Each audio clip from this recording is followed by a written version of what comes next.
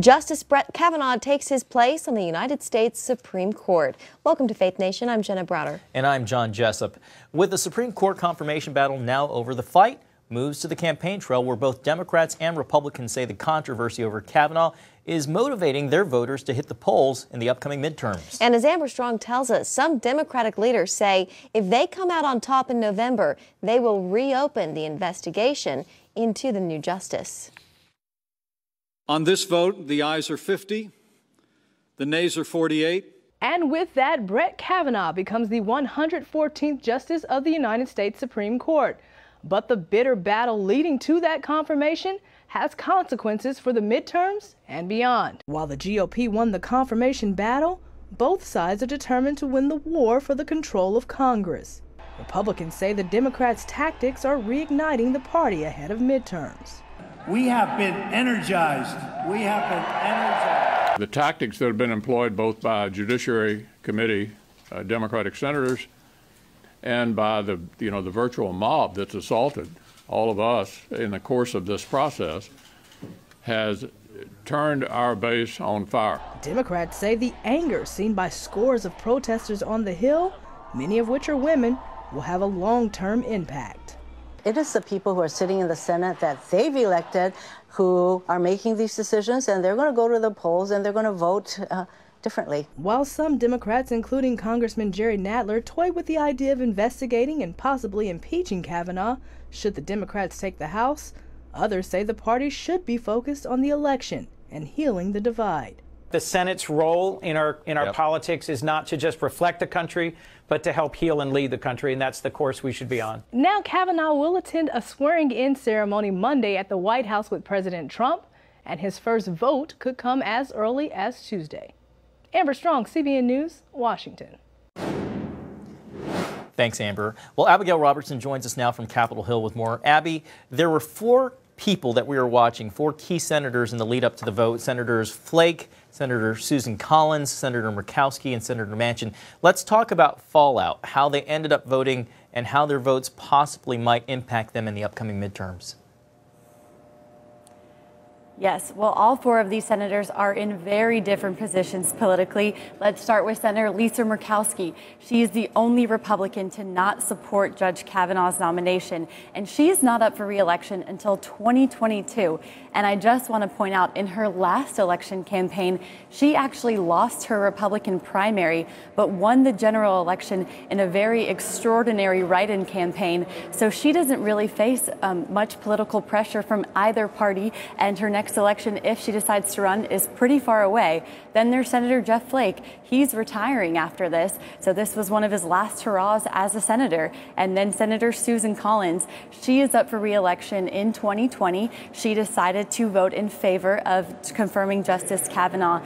And while she has not announced whether she will run again yet, there was just a very unusual online campaign that raised over $3.5 million and said if she voted no on Judge Kavanaugh, that they would not do anything with that money. And if she voted to support him, which she did, they will now pledge that $3.5 million to whoever decides to run against her. We don't know yet who that will be, so that could be troublesome for her. And then there is Senator Joe Manchin, who is kind of in a league of his own. He is the only Democrat who voted to confirm Justice Kavanaugh, and he is also the only one of those four who is up for re-election next month. And he is from West Virginia, which is a state that President Trump won in a landslide in 2016.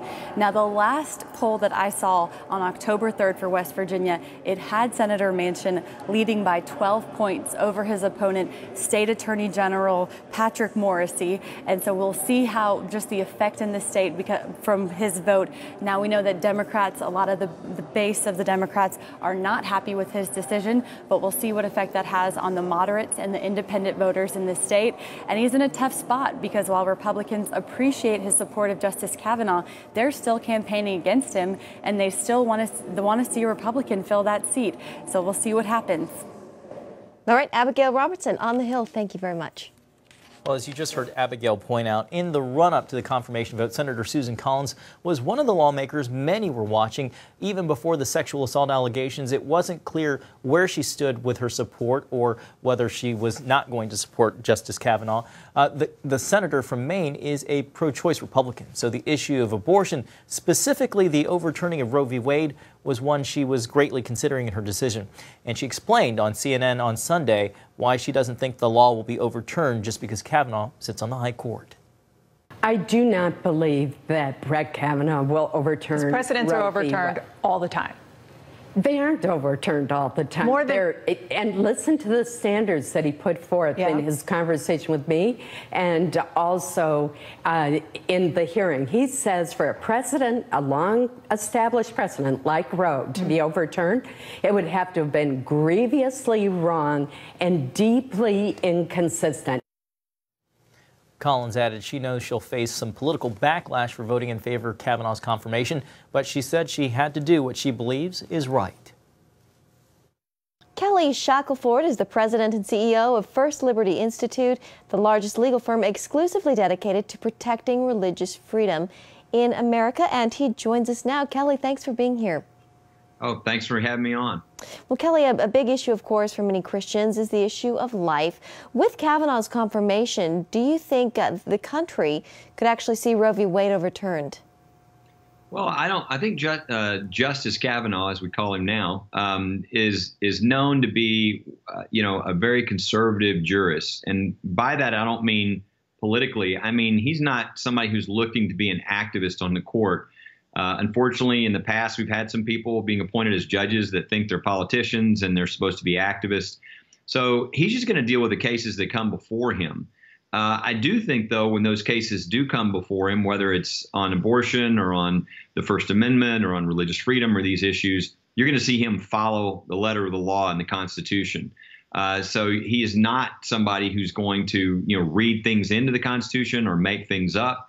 So I think for those who think that Roe v. Wade was wrongly decided, that's a good sign, because I think that over time, as those cases do come up, I would guess that a Justice Kavanaugh is going to be looking at the Constitution and not what people want him to do. He's going to try to stay very faithful to what the Constitution says.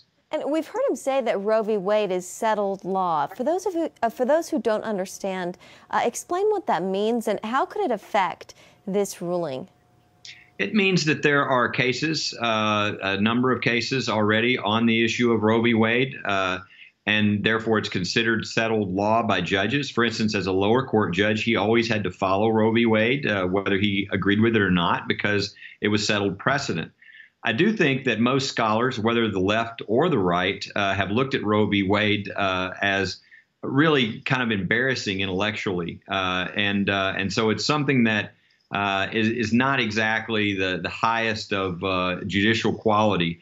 And so I think that over time they've been paring back some of those things, but it's still the law of the land as far as the Supreme Court says. And we'll see if that changes in the future as we get more, I think, conservative and originalist judges on the court. My prediction would be that Roe v. Wade will not be here in the future, because it's just bad law. If people want to pass those laws in their states, then the democratic process can go into play. They can have that debate. But we really shouldn't have judges sort of making up things that aren't in the Constitution and taking those issues out of the democratic process. That's not what judges are supposed to do. So I think long term, whether it's now or another justice or in the future, these types of opinions that are somewhat made up and not really based on the words of the Constitution usually are not going to last. And Kelly, as we know, President Trump's really reshaping the judiciary with 2 successful Supreme Court nominations and the appointment of a record-setting 26 circuit court judges. How consequential is this? And do you think President Trump will be able to maintain this pace when it comes to the judiciary? Yeah, it's very consequential. And if you look at what's happening now, I think most people are focused on Justice Kavanaugh. But if people care about all these other judges, which we do, they really need to be, contacting their senator now I know at firstliberty.org, we have the maps that show how many judges have gotten through. When you actually look at all the federal judges, we've already gotten 68 who have been confirmed, but there's another 141 seats that are in the process of being filled. And these are lifetime appointments. And people need to understand that of the like 400,000 cases every year in federal court, only 80 of those make it to the Supreme Court. So the vast percentage are going to be decided by these other judges. So we really need excellent judges who are humble, who don't try to push their own agenda, but are simply trying to make sure the law is followed. And that's really what we're getting with President Trump. The nominees are the most excellent choices I've ever seen. And I've been doing this a long time. And as a guy who, our group, all we do is religious freedom, we really want judges and justices who are going to follow the First Amendment and protect religious freedom. And we've been really pleased by the quality of nominees we've seen on the Supreme Court and all the way down. They've been people who really are, again, for the vast majority of them, solid, committed to the Constitution, and will be great at defending the First Amendment and religious freedom. Thank you so much for your time. Thank you too, Jenna. Joining us now is CBN Chief Political Analyst David Brody. David, the administration, President Trump has to be riding high. How much of a big win is this for President Trump and the entire Trump administration? Well, it is huge, guys, for a couple of reasons. One, Kavanaugh is confirmed. That's obviously a big deal. But beyond all of that, it shows political fortitude. It's a booster shot, if you will, a bit of a vaccine shot for not just this administration, but for this Republican Party, and honestly for the base as well. I think everybody's pretty energized, and they being the Trump administration and the Republican Party, hopes it translates into midterm election enthusiasm. And I think that's the double booster shot, if you will. And I think that's why everybody's so encouraged. Yeah, David, Democrats are talking about impeachment if they have a big turnout and wins this fall in the midterms. President Trump, he was talking about that just a little bit earlier today. Let's go ahead and listen to this and then get your reaction. Now they're thinking about impeaching a brilliant jurist, a man that did nothing wrong, a man that was caught up in a hoax that was set up by the Democrats, using the Democrats' lawyers, and now they want to impeach him. I've heard this from many people. I think it's an insult to the American public. So, David, do you think there is the potential for an impeachment? So here's the answer to that. Yes, there's the potential, but it's a potential that's in a very small font, and here's why. Well, let me back up and say Donald Trump clearly is going to be talking about this on the campaign trail going up to the midterms, and it's a big enthusiasm selling point for the Republican base to say, hey, look, this isn't over. They could impeach Kavanaugh, and so that will help midterm election turnout on the Republican side. The Democrats obviously aren't going to really want to talk about this too much. Maybe they will in more of those liberal chat rooms, but they're not going to want to make this a big talking point on many of the mainstream media network shows. Now, here's the thing. Can it happen? Well, technically it can, but it probably won't. And here's why. Because the way you impeach a Supreme Court justice is the exact same way you impeach a president. You obviously need to impeach them in the House, which could be done if Democrats take control. But then you get to the Senate, and even if Democrats take control of the Senate, it's not going to be anywhere near the 2/3 majority, 67 senators, obviously, that they're going to need to actually impeach a Supreme Court justice. So could they technically impeach him in the House? Yes, but would he finally get convicted in the Senate? Not really a chance at all.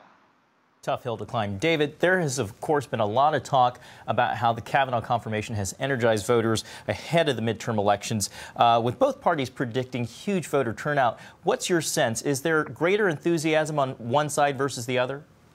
100%. And John and Jenna, we've been talking about this on Faith Nation. And let's be honest, as we pat ourselves on the back, we've been talking about this before anybody else was talking about this. We said that there was going to be a revolt against the Democrats for their dirty tricks. It apparently is now starting to play out. Why do I say that? The polling show. I mean, ask Heidi Heitkamp if she's down 7, 8, 9 points now. We've also seen Joe Manchin vote yes on Kavanaugh. Why? Well, because in West Virginia, 30%, more than 30%, plus 30, want Kavanaugh confirmed in West Virginia. And of course, Joe Manchin decided to, shocker, listen to the people, which is what you're supposed to do as a representative in the Senate. So, yes, there is going to be some repercussions for especially red state Democrats who didn't vote for Kavanaugh. Let's watch Joe Donnelly in Indiana. What happened there? Let's watch Claire McCaskill in Missouri as well. David, of course, the president's all-important base, the evangelical vote, turned out for him in record numbers in 2016. Do you think this fired them up? Do you think evangelicals will turn out this fall like they did in 2016, given all that we've seen take place in these last few weeks? I think they're going to show up big time. I'm still not convinced it's going to be 2016 levels. And the reason for that is because Donald Trump, okay, I'm going to say it, Donald Trump technically, and that's the key word, technically is not on the ballot. But as he's gone around and talked about it recently, he says he is on the ballot. Well, yeah, he is. And we've talked about how he is on the ballot. But the truth is, he's not on the ballot. And what do I mean by that? Well, look, I mean, you know, when Joe Donnelly's going up against the Republican or Claire McCaskill's going up against the Republican, they're not going up against Donald Trump. And so I think the enthusiasm will not be at 2016 levels. But if it is just a shy under that, that could still do the trick for the Republicans. So I think it's going to be anywhere from pedestrian evangelical turnout to 2016 levels. If it's somewhere in the middle, that's good, but it probably needs to be a little bit north of that middle ground. It probably needs to be close to 2016, but it doesn't have to be right at 2016. David, over the weekend when Justice Kavanaugh was sworn in, Justices Kagan and Ginsburg were present along with Alito and Justice Thomas. That was a nice bookmark in a moment that's been so polarized for this nation. Is the country in danger of witnessing Washington reach a point where they can't get anything done because bipartisanship is lost?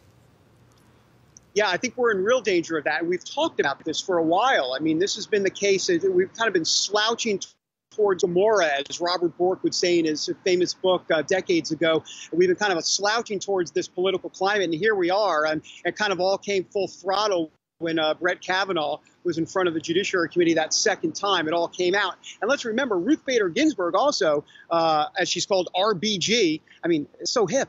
But anyhow, she called Donald Trump a faker.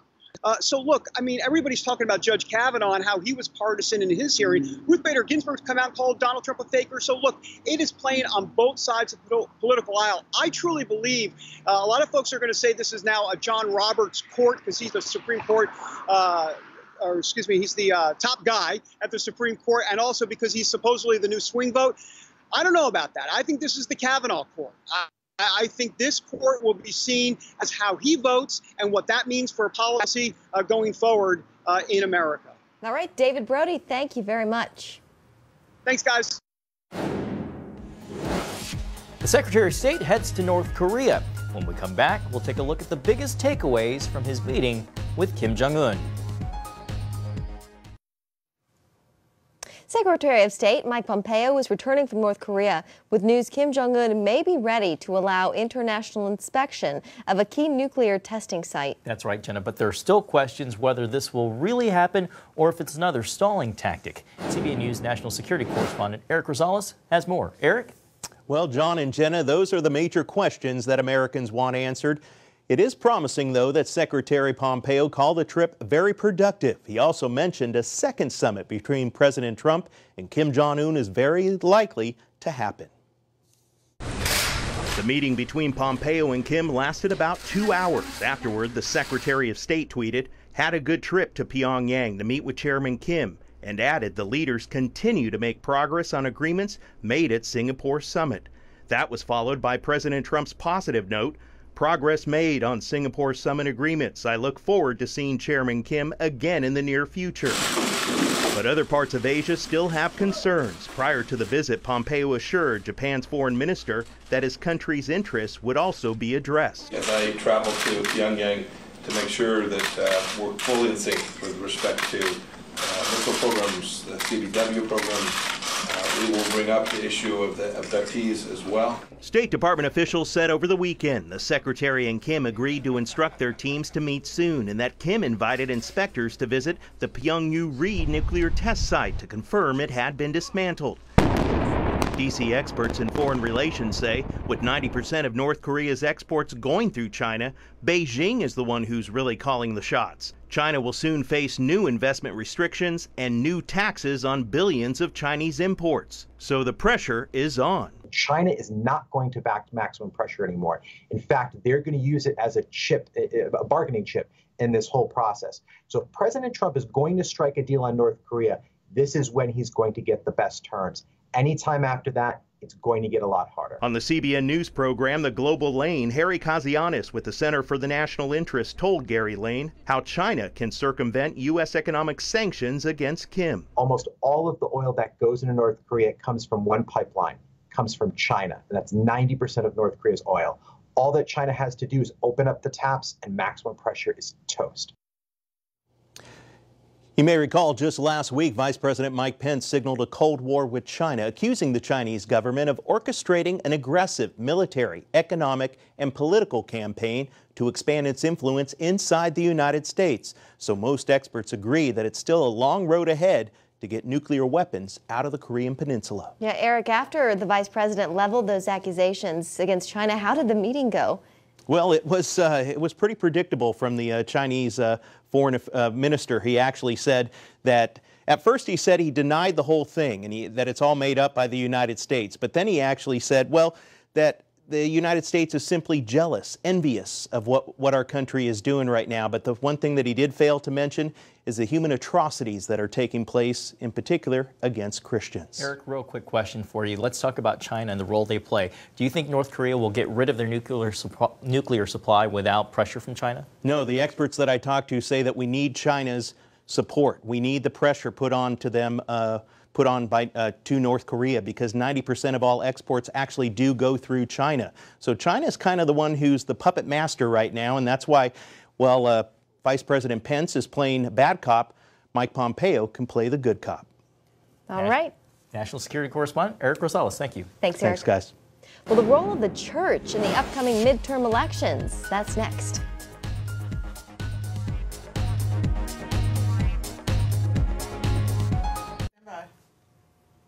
The Kavanaugh confirmation could most definitely bring about more voters in the next month's midterm elections. A new CBS News YouGov poll shows in 4 states with big Senate races, more than 50% of voters are more motivated to hit the polls because of this confirmation process. In Texas, where Ted Cruz is facing a close race with challenger Beto O'Rourke, 73% of Republicans say they are more likely to vote in the midterms due to Kavanaugh. Only 60% of Democrats say the same. Well, Jenna, some political observers say the upcoming November midterm elections is one of the most consequential votes in U.S. history. Chris Mitchell explains why 2 top Christian leaders say they think prayer and action are the keys. On November 6th, Americans will decide the makeup of the House of Representatives and the Senate for the next 2 years. Christian leaders Cindy Jacobs and Lance Wallnau told CBN News the church can play a vital role in those elections. I think that we need to pray that God will raise up righteous leaders. We're at a tipping point for the nation, and I believe that if we do not vote righteously, then we're going to see some things start unraveled. So as intercessors, we want to pray, you know, that God will be exalted. Wallnau sees freedom on the line and a time to act. We need to mobilize in our country so that we are actually able to occupy the spaces where we have freedom and push back on having those freedoms taken away. And most Christians don't want to mobilize. They don't want to be activists. But the book of Acts is about acts. And that's the root of activism. You've got to get engaged. Jacobs is mobilizing a 40-day prayer event. One thing we're doing is there's a group of prayer networks that we have all banded together, and we have something called Pray in Unity. The website prayinunity.org provides prayer guides beginning September 28th through Election Day. You can sign up, you know, prayer walk your street, or find a prayer group at your church, but please pray. Pray for your family, but always pray beyond your family, because your family will suffer under unrighteous administrations if you don't pray for the nation. They both agree prayer is a big step, followed by actually voting. We have to pray, but we have to mobilize and vote. And I think that sometimes we think that the prayer is a substitute for the corresponding action. And you can't hire someone else to do your civic duty. You got to vote for the congressman that's in your district. You can vote for the senator in your state. These are elections right now where you have direct authority in your territory. And so this is where Christians have to show up in their own territory. You know, voting is spiritual. Voting is actually a spiritual act because we're called to steward our nations. We're called to disciple our nations. So if we vote, then we will get righteous leaders. Chris Mitchell, CBN News, Jerusalem. Yeah, civic duty. Can you believe, John? Just 29 days until Election Day. It's going to be a nail-biter. Time is moving fast. I did like what she said about voting being spiritual. I think it's an important reminder how prayer can not only affect the nation, but affect history. So, well, that's going to do it for tonight's Faith Nation. Have a great evening.